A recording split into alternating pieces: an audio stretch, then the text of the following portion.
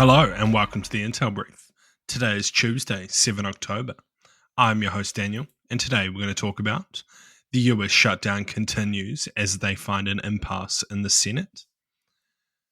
Russia is likely the culprit behind the recent drone incursions, says Germany. And Trump has called off diplomatic outreach to Venezuela.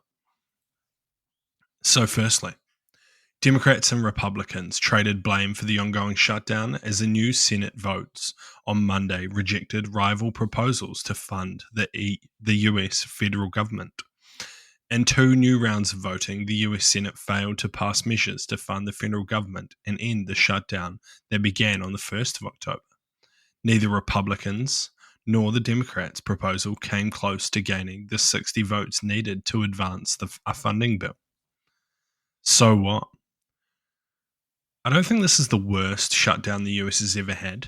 I think there was another one that lasted around a month, but it is proving to be pretty significant, as most federal shutdowns last a day or two, and this one is just hit a week from the calendar. So yeah, definitely not the worst, but definitely not the best. And it kind of goes to show you the polarized nature of US politics at the moment and how they don't really have a way forward. They've kind of just dug their heels in so deep on both sides that neither side is willing to like compromise or even like negotiate with the other side. And it's a pretty scary place to be in politics because democracies are all about compromise and like doing what the majority wants. But when you're this dug in, there's just no wiggle room, and it kind of goes into other parts of politics as well. So yeah, it's not what you want to be seeing, but hopefully they can come to an agreement soon. There's lots of talk online about who's to blame, and I'm not going to start throwing stones at either side because I'm not American and it doesn't really matter. What matters is that the polarization is going to affect the entire country, and federal employees aren't getting paid, which is super shit. And also just like puts massive strains on other parts of the economy.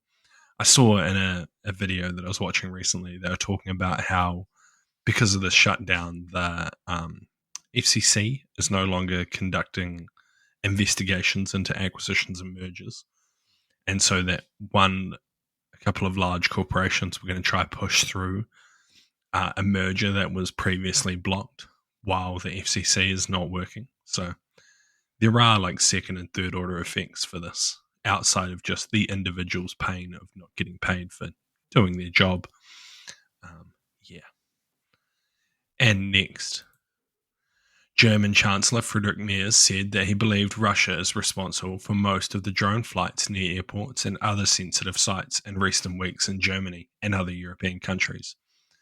Speaking on public television, Merz conceded that there is also copycat operatives who have launched private drones, which he said is illegal near airports. He also said that authorities were looking into the potential for the German armed forces, the Bundeswehr, to participate in drone defense. So what? I do like the idea of bringing in the German armed forces to conduct drone defense around civilian infrastructure. Not only is it good to protect this infrastructure and avoid delays in flights and other disruptions, but it would be good training and experience for soldiers within the Bundeswehr and other militaries if this kind of spreads to other European nations in conducting counter-drone or counter-UAS activity. As I've harped on 1,000 million times at this point, drones are here to stay. And militaries need to get good at defending against drones, whether it be surveillance or attack drones. This would just be good experience for soldiers and also a way to test technology and how effective it is in defending sensitive sites or key infrastructure from drone incursions. So yeah, I like the idea. His statement about it being him believing it's Russia, yeah, almost certainly. I think Putin even joked while he was on stage the other day that Russia is behind it. So I don't think he's trying to fool anybody. And lastly, US President Donald Trump has called off efforts to reach a diplomatic agreement with Venezuela and told his special envoy to stop all outreach, a senior US official said on Monday. The news, which was first reported by the New York Times, follows a series of military strikes on vessels carrying drugs near Venezuela. Trump told Congress that the US is engaging in non-international armed conflict with drug cartels. So what? This is a pretty scary step. So essentially the final stage before a country goes to war is to cut off all diplomatic ties because, you've made your decision at that point. There's no point in talking about it. So while I still think a ground invasion of Venezuela is unlikely, it's possible that this is an indication that Trump is about to kind of take the next step in an armed conflict against Venezuela, whether that be engaging targets within Venezuela, which is definitely a possibility, or striking targets like within Venezuelan waters or something like that. It's currently unclear, but this is definitely not a good sign. And when you're looking at indicators and warnings for a conflict, the cutting of diplomatic ties is a very scary step because it's essentially saying that's the end of talking. Now it's time for business.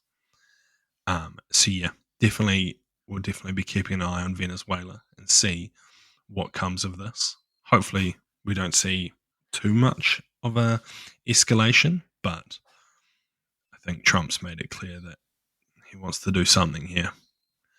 Maybe an idea for this weekend's YouTube video.